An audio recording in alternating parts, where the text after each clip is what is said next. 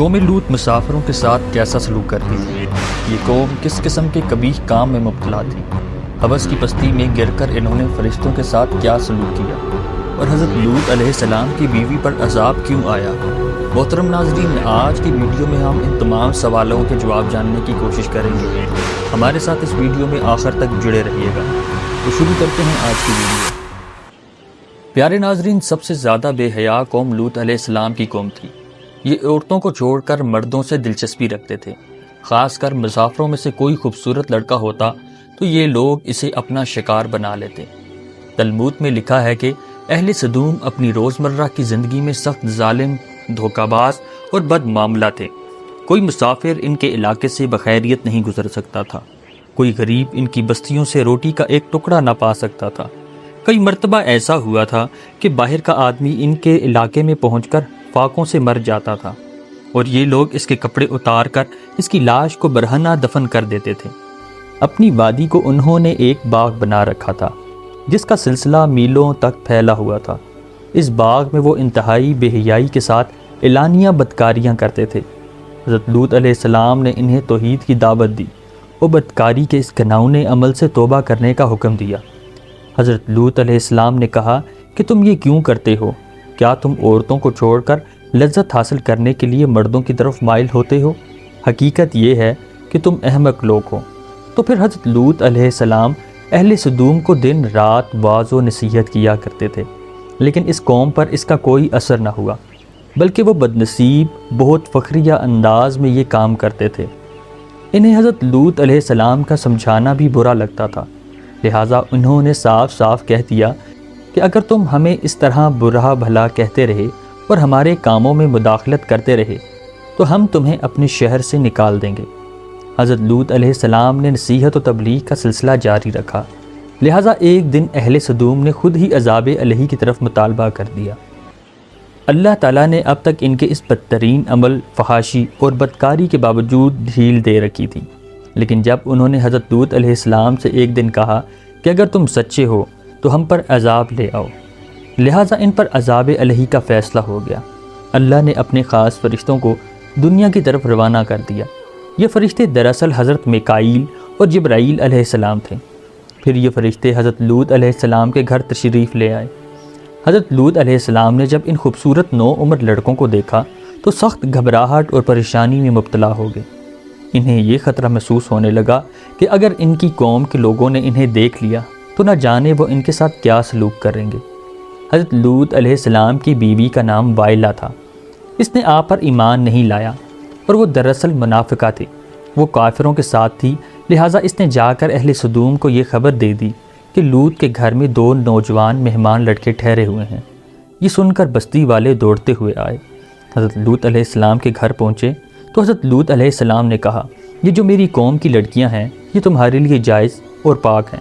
اللہ سے ڈرو، مجھے میرے مہمانوں کے سامنے رسوا نہ کرو۔ کیا تم میں سے کوئی بھی شائستہ آدمی نہیں؟ حضرت لوط علیہ السلام کی بات سن کر وہ لوگ بولے، تم بخوبی واقف ہو کہ ہم تمہاری بیٹیوں سے کوئی حاجت نہیں رکھتے، اور جو ہماری اصل چاہت ہے اس سے تم بخوبی واقف ہو۔ پیارے ناظرین، قوم لوط کے اس شرمسار جواب سے اندازہ لگایا جا سکتا ہے کہ وہ فعل بد میں کس حد تک مبتلا ہو چکے تھے۔ جب حضرت لوط علیہ السلام کی قوم ان کے گھر کی طرف دوڑتی ہوئی آئی تو حضرت لوط علیہ السلام نے گھر کے دروازے بند کر دیے اور ان نوجوانوں کو ایک کمرے میں چھپا دیا۔ ان بدکار لوگوں نے آپ کے گھر کا گھیراؤ کیا ہوا تھا اور ان میں سے کچھ گھر کی دیوار پر بھی چڑھنے کی کوشش کر رہے تھے۔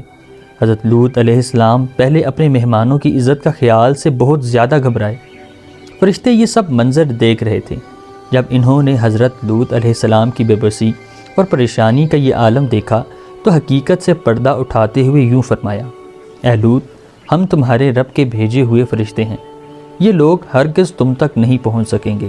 ابھی کچھ رات باقی ہے تو آپ اپنے گھر والوں کو لے کر چل دو اور تم میں سے کوئی شخص پیچھے مڑ کر نہ دیکھے۔ ناظرین محترم، اہل سدوم حضرت لوط علیہ السلام کے گھر کا دروازہ توڑنے پر باضد تھے کہ حضرت جبرائیل علیہ السلام نے گھر سے باہر نکل کر اپنے پر کا ایک کونا انہیں مارا، جس سے ان کی آنکھوں کے ڈیلے باہر نکل آئے اور بصارت ظاہر ہو گئی۔ یہ خاص عذاب ان لوگوں کو پہنچا جو حضرت لوط کے پاس بدنیتی سے آئے تھے۔ حضرت لوط علیہ السلام حقیقت حال جان کر مطمئن ہو گئے اور اپنے گھر والوں کے ساتھ رات کو ہی نکل کھڑے ہوئے، لیکن پھر بھی ان کی بیوی ان کے ساتھ تھی۔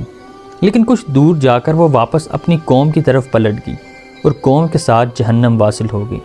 صبح کا آغاز ہوا تو اللہ کے حکم سے حضرت جبرائیل علیہ السلام نے بستی کو اوپر سے اکھاڑ دیا اور پھر اپنے بازو پر رکھ کر آسمان پر چڑھ گئے، یہاں تک کہ آسمان والوں نے بستی کے کتے کے بھونکنے اور مرغوں کے بولنے کی آوازیں سنیں۔ پھر اس بستی کو زمین پر دے مارا، جس کے بعد ان پر پتھروں کی بارش ہوئی۔ ہر پتھر پر مرنے والے کا نام لکھا ہوا تھا۔ جب یہ پتھر ان کو لگتے تو ان کے سر پاش پاش ہو جاتے۔ صبح سویرے شروع ہونے والا یہ عذاب اشراق تک پوری بستی کو نیست و نابود کر چکا تھا۔ قوم لوط کی ان خوبصورت بستیوں کو اللہ تعالیٰ نے ایک انتہائی بدبودار اور سیاہ جیل میں تبدیل کر دیا، جس کے پانی سے رہتی دنیا تک کوئی فائدہ نہیں اٹھایا جا سکتا۔ سمندر کے اس حصے میں کوئی جاندار مچھلی، مینڈک وغیرہ زندہ نہیں رہ سکتے، اس لیے اسے ڈیڈ سی یعنی کہ بحیرہ مردار کہا جاتا ہے، جو اسرائیل اور اردن کے درمیان واقع ہے۔ ناظرین محترم، ماہرین آثار قدیمہ نے 10 سالوں کی تحقیق اور جستجو کے بعد اس تباہ شدہ شہر کو دریافت کیا تھا۔ تحقیقات سے یہ پتہ چلتا تھا کہ اس شہر میں زندگی بالکل ختم ہو چکی ہے۔